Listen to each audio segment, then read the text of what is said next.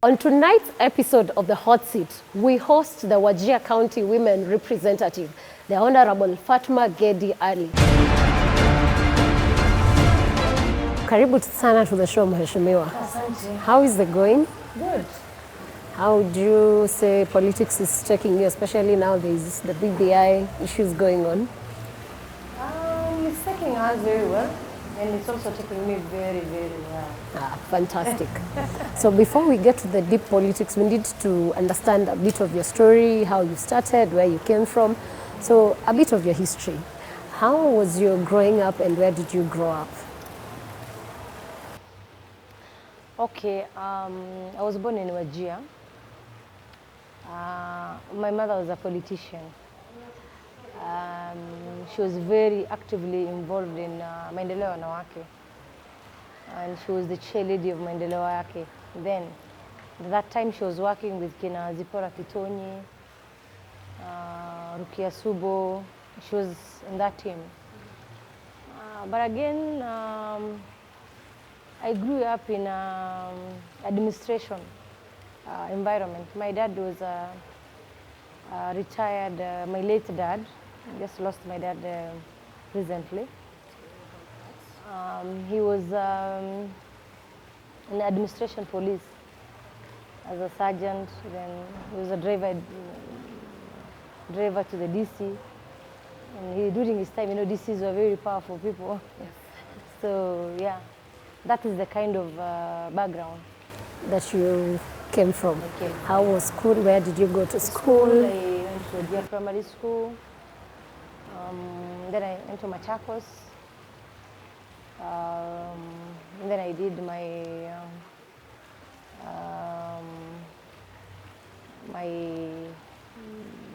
diploma in NIBS. We used to call NIBS. NIBS. We used to call it NIBS. So then after that, I went to the University of Nairobi. I did my degree in sociology. Yeah, and now I've gone back to school to do my master's, which I'm intending to finish before the elections. Yeah. So while at the university or even the high school and primary, were you involved in politics or was it just influenced by your mom? Not really. Actually, my mom didn't even wanted me to join politics. But I think working as a humanitarian person, I worked with Save the Children and I worked with Red Cross, Kenya Red Cross. Save the Children UK, I worked in health and nutrition programs. And then also I worked as a community mobilizer in a program, in health and nutrition program. So I think working with the vulnerable groups and less disadvantaged groups, giving them food and medicine and going around and going to the field and sleeping with the people, I think it really touched me. Looking at the kind of, situation or environment our people were. So I think that really touched me, one. And secondly, I think, leadership is a calling. Maybe it was planned this way. This thing, it's planned, and you don't know where your destiny is. So I think this is what it was really planned, but I don't regret. I've come with the mindset of humanitarian. And when you see me reach out to the vulnerable groups as the women rep, which I'm doing, I've reached out to the people living with disability. I'm reaching out to people, the old age. I've reached out to people, the women, the youth, the poor families, the orphans, giving them bursaries, giving them hope. I think that is what I really wanted to do. Yeah. So how was your transition? After university, you went and worked in these different humanitarian organizations. So how did you transition from that now to politics? What I did, I did the first attempt in 2013. And it was just, my colleagues are like, we went to the field and I met a mother with a sick kid. Then I was the one leading the team. When you're going to the field, there is there's a limit for whatever you're giving out. Like for that week, we used to give out food, medicine, plumpinants for the malnourished kids, you know, and yeah, those ones. So then when we went to the field, one day we met a mother. She was carrying her son, no, her grandson, because she was a very old woman. Then there's a criteria for you to benefit from the aid or whatever we're giving. There's a certain criteria. So we used to do measurements, you know, of height, I don't know, of your BMI, you know. So the kid didn't fit the criteria. But you can clearly see this kid is malnourished. The kid is, you know, the kid is really in a bad shape. But the kid did not fit the criteria because of the measurement. Then of course, the clerks, they told the mama, no, you know, you don't fit, we're sorry. And probably, she came from like 2 kilometers, and that place is hot. So I saw the mama crying. Hey, me, I could not hold my tears. I asked her, what is wrong? No, unajua, mimi niko na shida, mtoto wangu hawajakula sijui. Nikamwambia, no, it can't happen. Mama come. Nikampatia whatever we had. Tukasema, no, if there's such a person, we are human beings. Measurements or criteria aside, how can you just, and by the way, the mother, she had no shoes. So me, I could not hold my tears. So I called her back. I remember I gave her my shoes. I told her, vaa kwanza hizi. And then I gave her something small. Then I put her in that program. I had to break that, yes, and put her in the program. It was a big issue. That is when I decided, I said, no, I can't see my people like this. I must do something. So, you know, there's also a limit. You know, there's some things that you can do, there's some things you can do. And what I used to do, every time I come to the field for a week, you know, there's that allowance unapatiwa. By the time I'm going back to the station, my allowance is finished on the ground. Because I'm just giving people. You know, you were saying somebody hajakula, somebody who is walking without shoes, you know, you know, and then whatever you are carrying, pay it for a specific group, you know, children who are severe malnourished are the ones we were attending to. But there are also these ones who are malnourished. So how can you leave these ones? And, you know, they need the same really support. Yes. So it was, I was in a tight, so at some point, you know, it had to cost even my job because my boss used to tell me, you know, wewe sasa umekuwa Father Christmas, you know, like you think you're giving out everything, you know, you're not following the strict criteria. By the time you're reaching to another point, we don't have the food, we don't have the medicine. So we don't have uji, we are giving out uji, we are giving out plumpinants, we are giving out some. So I said, kama ni hivyo, mimi msinitume kwa field, let me just be in the office. Otherwise, my heart, I can't take it. I think that is when I've decided now, my colleagues wakaniambia, you should be a politician, you should represent these people who support. So I think hivyo tu, nikaingia. Then when I joined politics, it was 2013. I was pregnant with my first born daughter. The day I was casting my vote, I was 9 months pregnant heavy. And of course, many people could not believe, you know, I can go into politics with my big stomach. But I managed. But again, you know, many people will dismiss you, you know, they'll say, oh, they're a newcomer. What have you done before, you know? Yeah. Now, before we go to the judgments that came with that, did you break this news to your family, to your sisters, your brothers, maybe your parents? What was their reaction when you told them you want to get into politics to represent the marginalized, basically? For my parents, it wasn't hard because my mom and my dad, they know that I'm one person who has a soft spot for disadvantaged groups. And even my family setup, people know my mom. My mom was one person, whether we are family, whether neighbors, whether strangers, you will come, anytime you come to our home, you will eat and you will be very comfortable.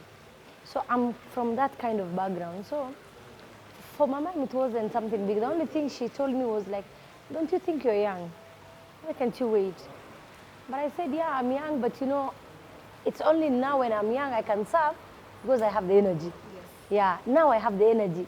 When I become old, I can't. Yeah, I'll be tired. So allow me to do it. Then my mom, being also a people's person, she said, Sawa. But again, you know, everything has you have to start somewhere. You can't just, but for me it was a game changer. And many people supported me that time. The poor people, because you know I've been going to the field. So they know me and they know what I've done for. So they're telling me, this one, you know, you go to somebody wanakuambia, okay, nimeshukuru, umenipate, you know, unasahau, unapatia mtu kitu you don't remember. Yeah. So they used to say, umenipa saidia, this one touched my heart, you know, mtu anakuombea baraka. Baraka. Then when you support mtu akona shida, my dear, with all the heart, you know, Mwenyezi Mungu pia anakubariki. So there was that kind of thing. So people were happy. But again, there are many challenges. Being a first timer, young person, with no money, you know, you want to deliver to the people. But again, there's some people, cartels, you know, people who think politics is all about money. So those but we managed, you know, with all that. I got the highest votes.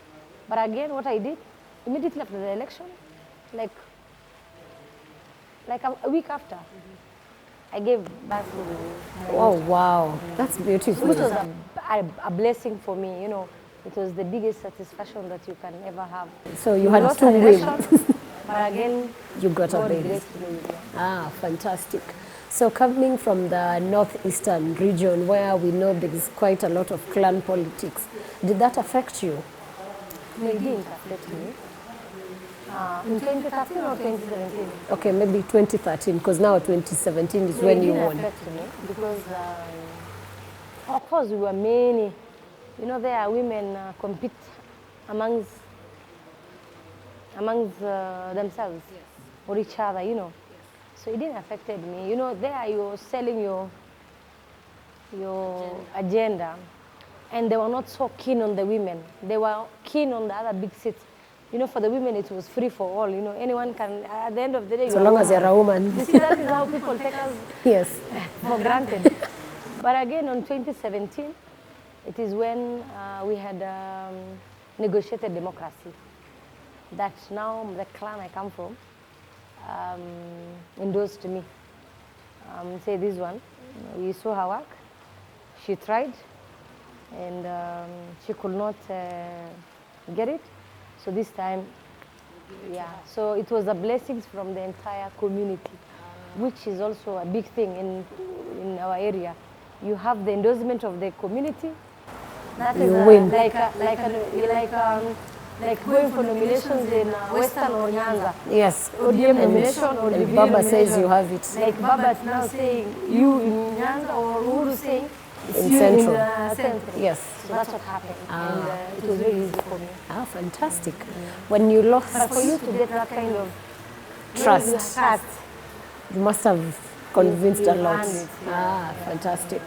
So 2013 you lose. How was the feeling? What was the reaction at that point? Did you feel like giving up? Imagine after I lost and got a baby girl, now I said, let me focus in building family and parenting. So within five years, I got 3 kids, yeah? Which was really good. But again, I was doing consultancy now. And you know, that time I stood with URP party. So I went back to the party and I was supporting the party in terms of training women. I remember creating the structure for the women. Actually, the structure, URP Women League structure, I'm the one who created. That was my idea. And actually then the chairman, Ole Kaparo was our chairman, he was really impressed. you know, like, and he told me, my daughter, you're very young, and how can you do this? You see, I remember doing that, and even training women and making the party very vibrant in terms of the women league. Then after that, of course, and you know, on one hand, you're also a parent and a woman, so you have to go home. But you know, it was like something that I can pass my. That did not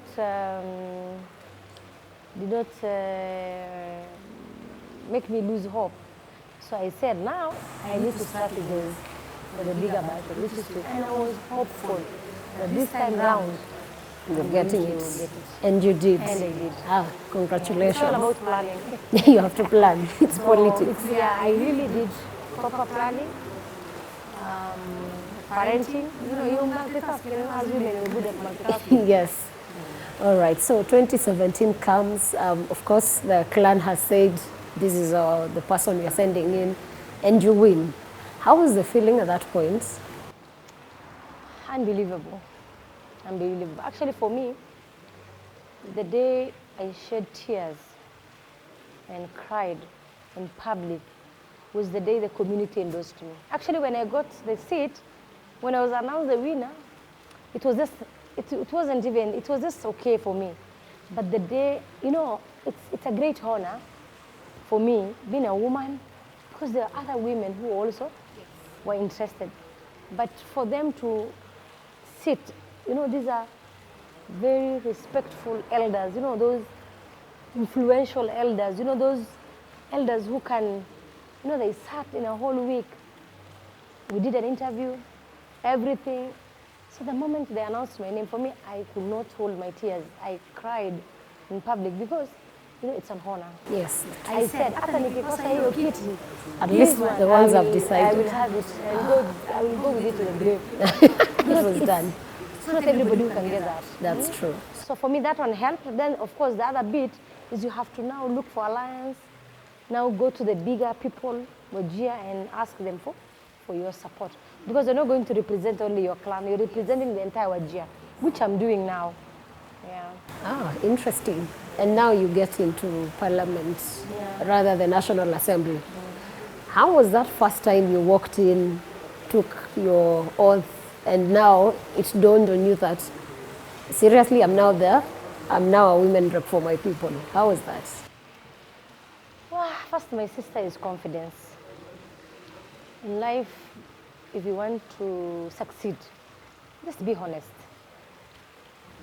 Honesty, have confidence in yourself, consistency, and pray. You know those 4 things? Those are the things that guide me every morning and every night. Because without honest, if you're not honest, then there's nothing that you will not succeed, literally. And if you're not consistent in what you're doing, you know, unaanza hii, unawacha, you know, unaruka, today you're with this party, tomorrow you're with another, you know, that's when then you're not going anywhere.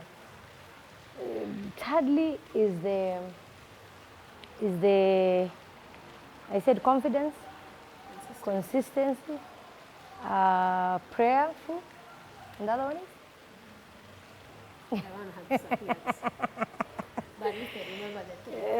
Yeah, I said, yeah. So those 4 issues is very, very key.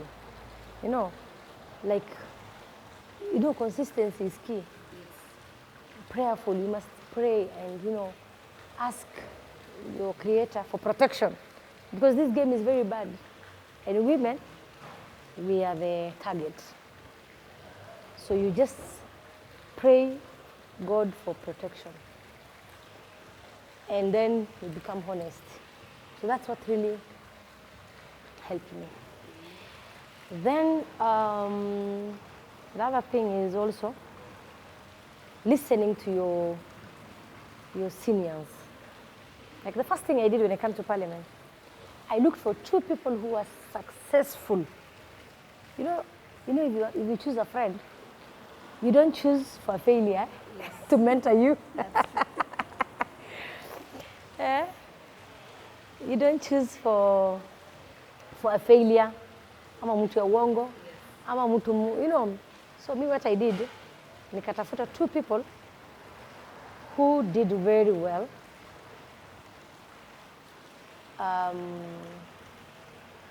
and had impact either in parliament or in their constituency and are very honest. You know, you can, so I go and sat with them. So nikaambia, now me, I'm a first timer. And I want to achieve this 5 years. These are the things I want to achieve. So kindly I need your advice. One of them akaniambia, my daughter, and you know they're not small, they're not my age or my age group.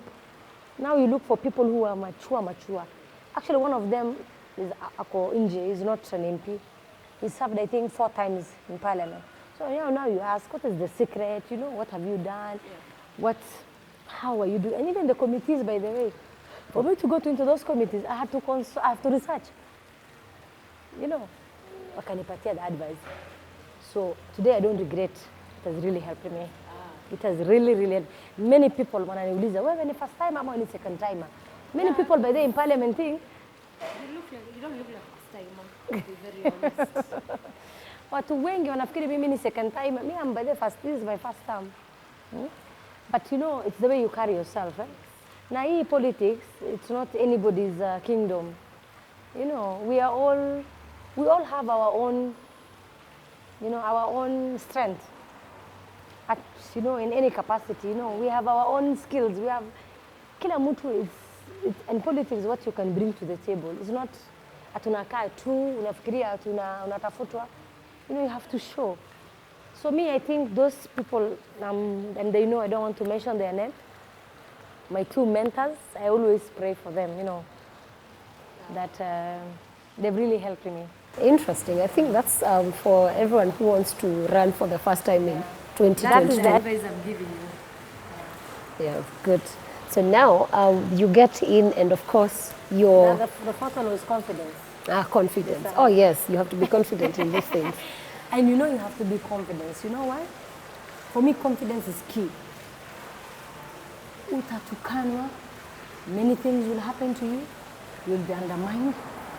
You'll be, you will, women, we are soft targets. So now, of course, after you've gotten to parliament, of course, inspired by this kid who's malnourished, this is now 4 years down the line. How have you managed to change lives back at home? I've learned quite a lot. But again, my wish is to do more than that. You know, with the limited resources I have managed to touch many orphans' hearts by paying for them school fees. That was my #1 key. You know, not paying bursary. You know, there's a paying bursary and paying for the needy ones. Yes. The ones who really appreciate. Yes. So you can't just go to a school and the way most of the members wanafanya. You just unachukua just because of the political mileage, or you know, because this family is supporting you, unawalipia na wanajiweza. So me, what I've done, I've changed the strategy. I've said no, I will go to the school, directly to the school,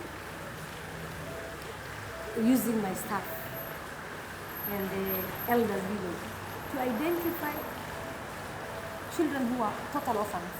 So you classify into 2, total orphans and orphans, like both parents. Yes. And, and the needy ones, kapsa. So those are the ones that really touch their hearts, which I'm very happy. You know, today, like when I look at my data, and today I can account, by the way, the bursary fee that I paid for the children. It has gone to the people who need it. You know, that one, I'm really happy when I see that. So that's what I did for them. Then the other thing is supporting households through livestock, especially the families that are poor. There is this program that I was doing shelter for them. The first year I did shelter, especially the ones who don't have. You know, kuna wale hata mvua inawanyeshea hawana. Those ones I did it for them. And again, the criteria is what really matters most. You use the right criteria to identification of those beneficiaries. Then I did that one for them. Thirdly, the people living with disabilities. You know, there's many children who can't even go to school because they don't have a wheelchair. So So again, I've done screening. Two categories: one, the elderly, and two, the children. Then today, in some schools in Gedi, if you go, you can see a kid who is in class with a wheelchair. Oh, wow. And initially he could not, because this kid, you know, that is hot. Yes. Parents talk all the way to shule.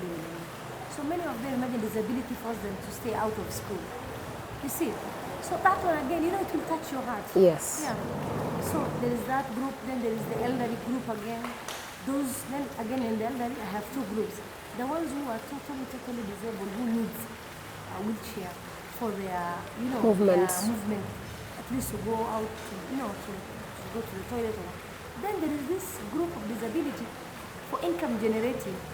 Then I made for them a special one, which they can carry their jugu, their sodas, you know. Yes. And they have a draw with it.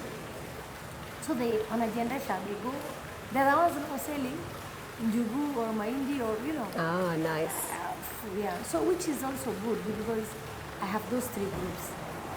Then again, empowering women. I have grants.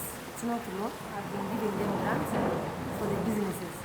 Those who are the widows now, we have many single women, single parents, or even widows. So we're giving them money. They are not returning the money.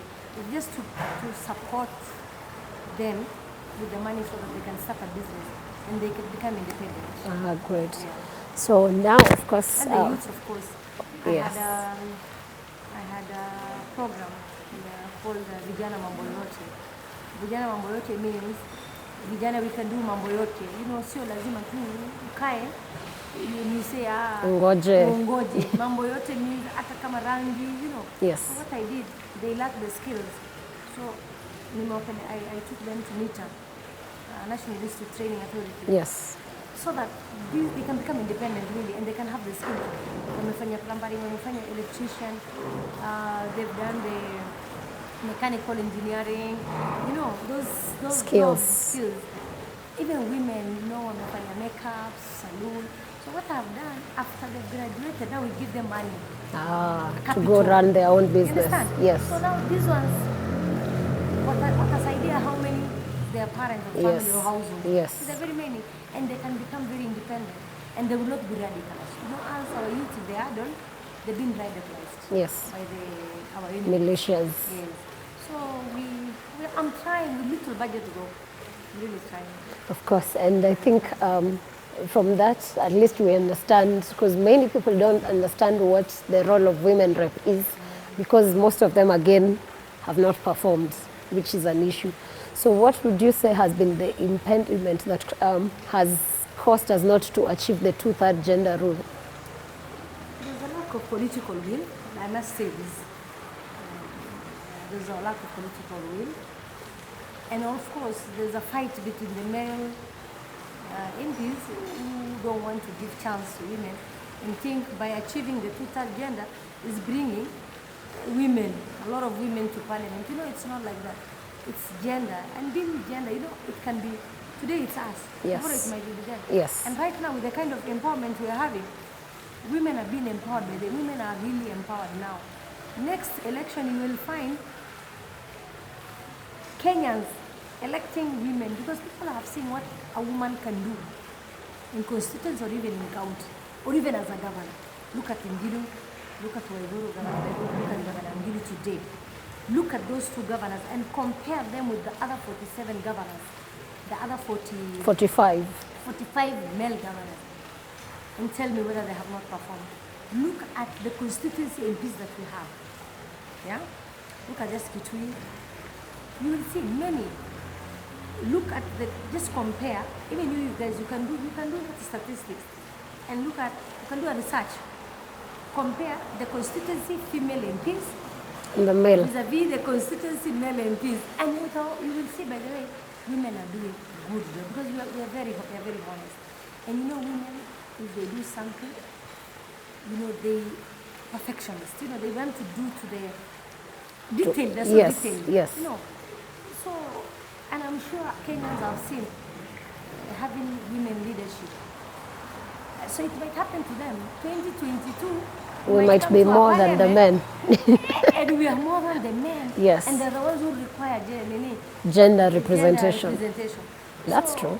Yeah, it's not about women. Gender is not about it. Gender is for us all, and it's a representation.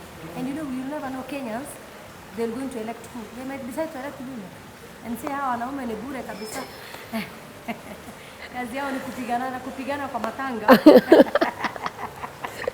Na kutukanana kwa public. Yeah. Na sisi lakini unajua mama, you're so humble. Yes. A mother is always a mother. Huwezi enda kwa constituency yako uone mtoto ako na njaa umpike. Lakini mama anaweza funga madirisha aende, as we can do that. That is why even as women reps, by the way, our job is so high. Our resources is very limited. I'm the chair of the 47 Women Caucus.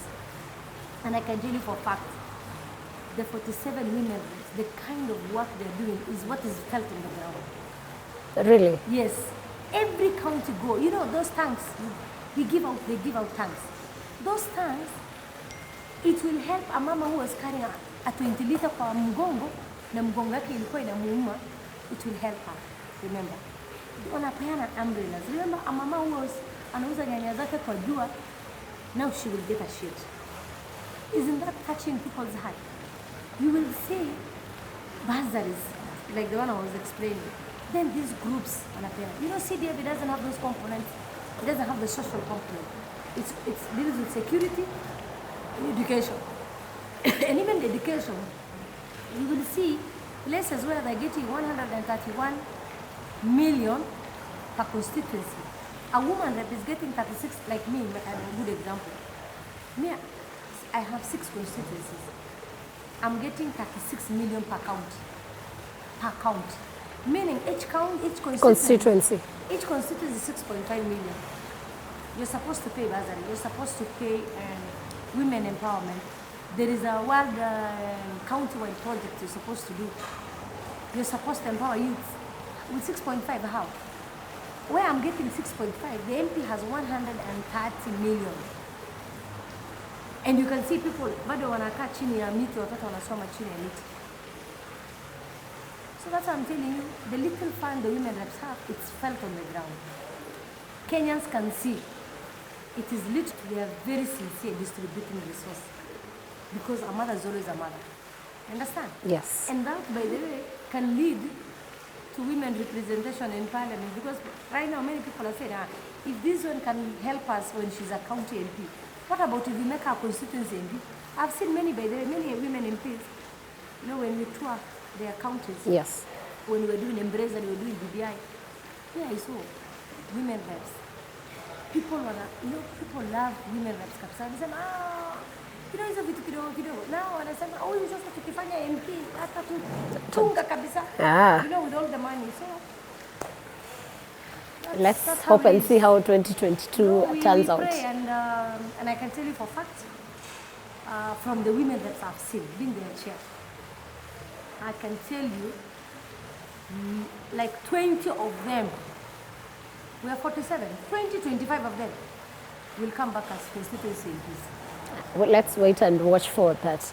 But in the meantime, now from Bunge, how safe or secure are women in this male-dominated National Assembly?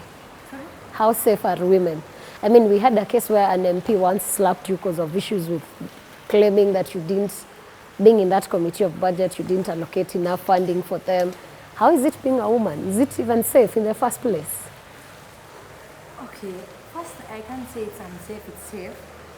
But you remember, men are not same. People are different. The day was also a gentleman, they can't even touch a woman. Yes. And if you argue with them or if there is a confrontation, actually, they will always remind you that they are a man. And people, depending on your background, where you come from. So, like one case or 2 cases, you can't generalize disrespect or assault from men or even women being unsafe. You can't generalize, really. Yes. And working, budget committee, I've worked with, I think we're only very few women in budget committee. But the team we have there, the male colleagues we have there are wonderful. I'm also in security committee as the vice chair, and you can imagine we're only 4 women, and the rest are men. My chair is a man. He respects me. The entire male colleague respects me. You know, they don't look at me like I'm their vice chair or their boss. You know, there is that good working relationship. So people are different. You know, one case or 2 cases, I think the one in this 21st century, a man who slaps a woman publicly, a leader, then he should not even call himself a man. You know, it is really sad because that's somebody who has, you know, whatever you're showing outside is what you are in your house. Yes. Maybe even in his home, he batters his wife, who knows? Maybe his workers are not safe. Maybe his sisters are not safe.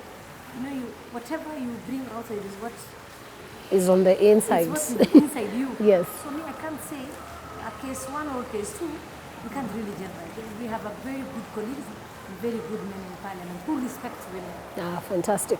So also now we've had a parliament, of course, this time that has many women because of the women representatives.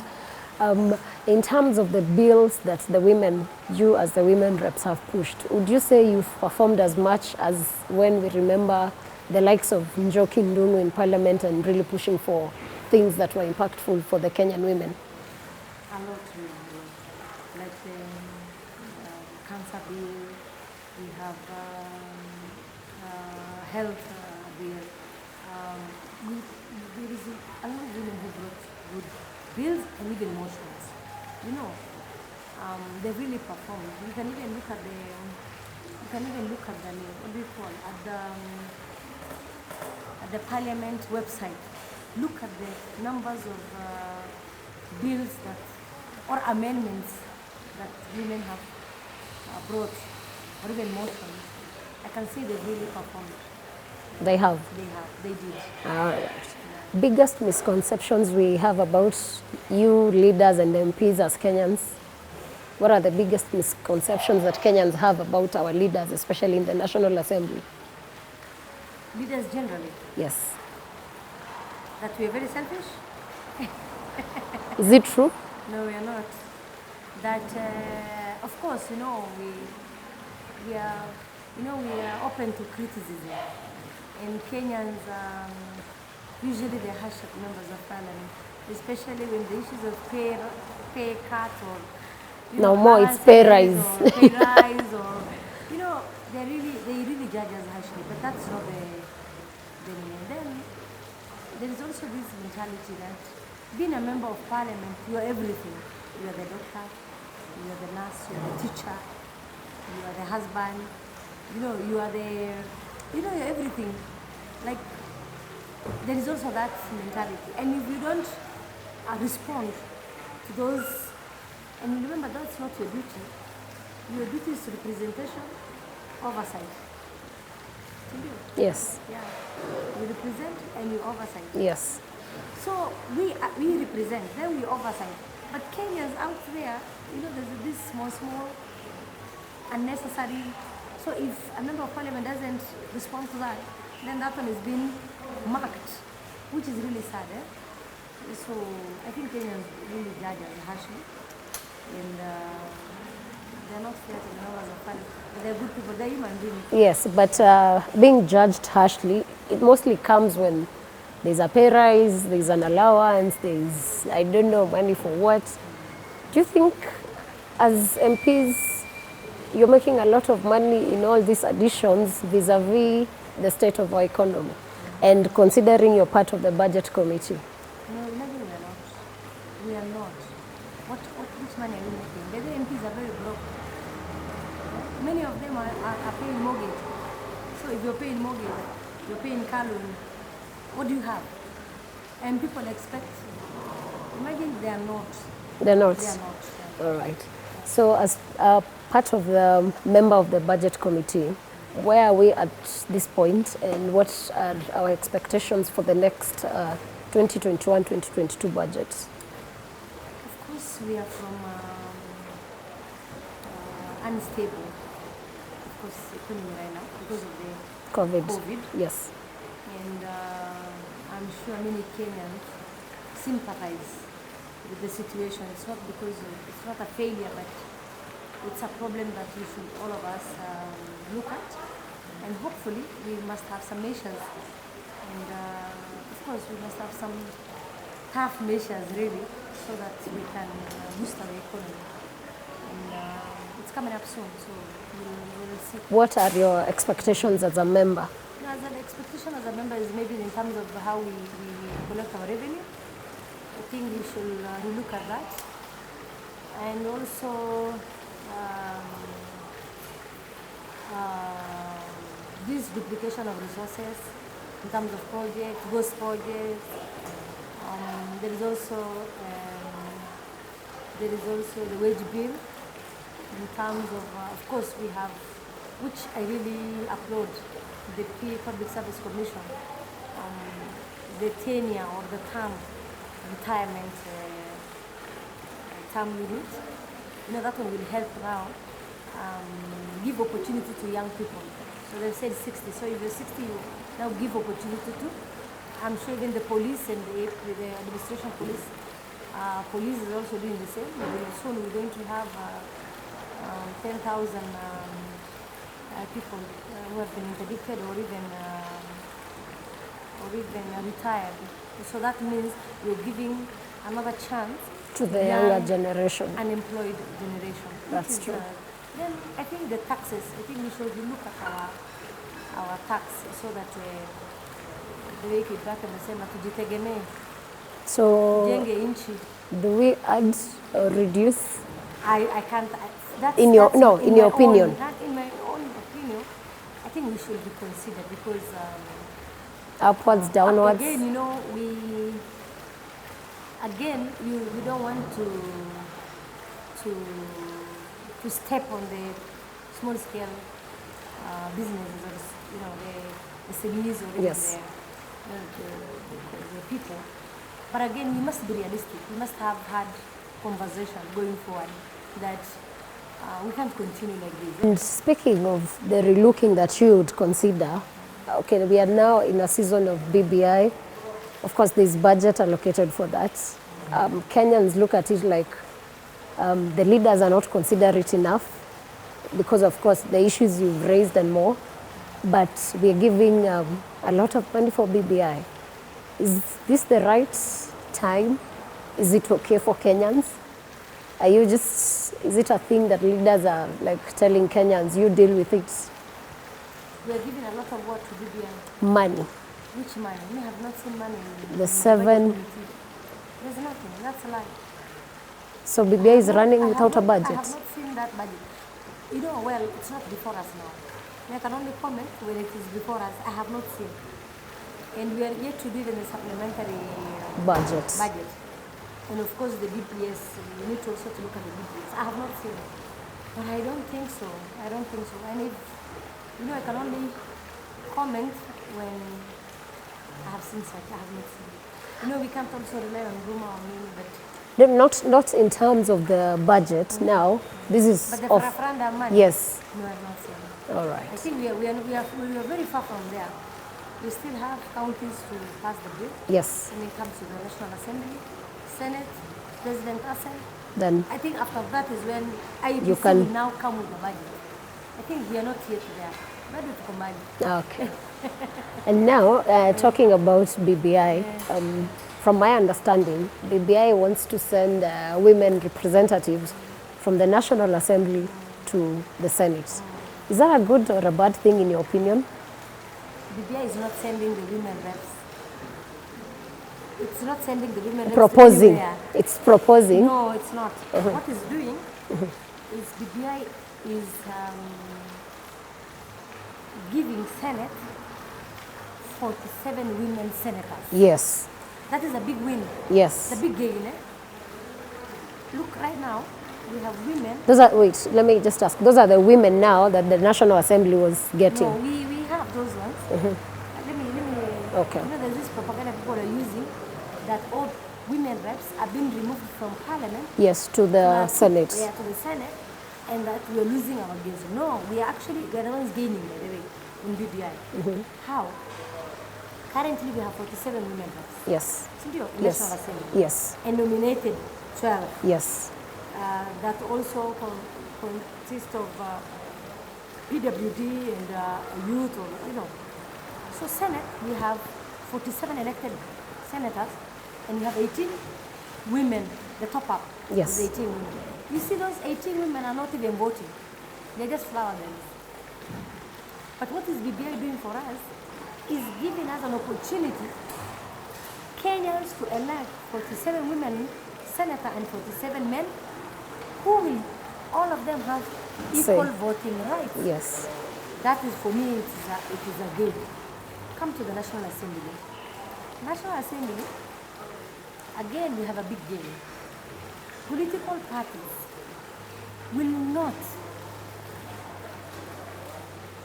send a list, or let's say IBC will not receive a list that is not compliant. Meaning, 1/3, that the 2/3 of the, let's say, if it's 290 constituencies, IBC will not receive, not even for only MPs, for only even governors. IBC will reject. The list has to have a third of, Whichever must have gender. whichever gender a third, which is really a big game for us. What will happen? Political parties will be forced to nominate women in constituencies. Sasa si watu wanaingia kwa kiwanja. So after the election, 290 constituencies will say how many are women and how many are men. Then the deficit Fields. will be filled. How? Not again to do nomination, flower girls, no. Those who are going to buy.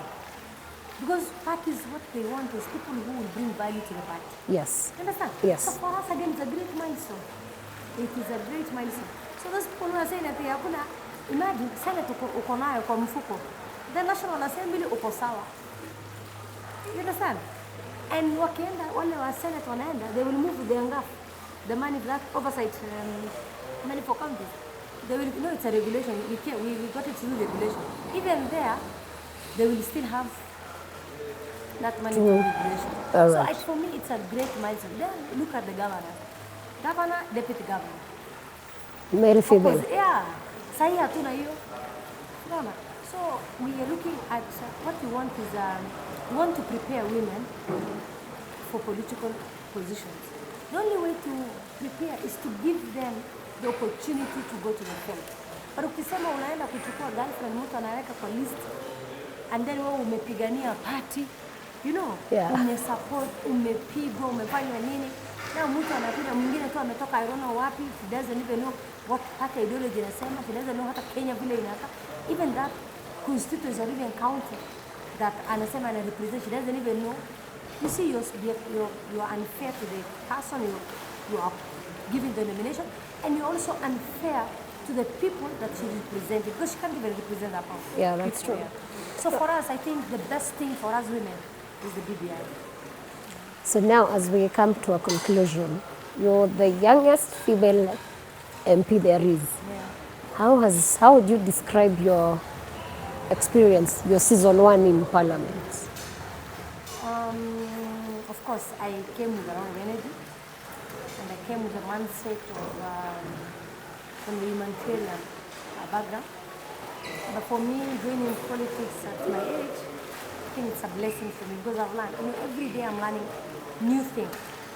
And when I join politics, and today, I'm not There's saying, growth. of course, there is growth. Then next year, you become a total person. Yes. So for me, I've learned a lot, and I've learned how to become hard and strong. Because one thing I was told was you climb a tree and you leave people down there, and probably they are all men. Then you climb and you plant his dad. Yes. Learn is the moment in India politics, I was prepared. Ah. And I was prepared because I knew kama ningekaa kwangu ningepata all the praises. People will praise you. People will say, oh, you're the best, because people don't know you. The moment you go into politics and you challenge people, na mtu akuone, you're go-getter, you're strong. For me, but I don't care. Me, whatever they say, mtu akifanya, I'm just focused. Songa na. Unasonga tu, you're just so focused. And by the way, if you're focused, there is nothing. Wewe usisikize. Remember, what you don't know doesn't hurt you. Yes. So me, what I don't know, Don't really give. yeah, so it doesn't matter. So me, I just focus. All So I right. think I was prepared because if you're a woman, you can. And the only thing people can talk about a woman is the sexuality, nothing Yeah, else. that's true. Yani hakuna kitu ingine. Mwanaume angalia, No one talks about their hakuna, sexuality. Hakuna, it's only woman. Ah. So that means we are soft and we are the easy target. So me with all that, as long as I know who I am, as long as I obey my creator, and as long as I'm not hurting the people who gave me the votes, you know. Fantastic, nice message. So I think that's where we have to end up the show tonight. Thank you very much, Mheshimiwa, for joining us and for your wise words. That was good. We'll catch you next week on Sunday, 8 p.m. And of course, we want to give a special shout out to Switzerland Anamount for giving us such a beautiful location. Thank you.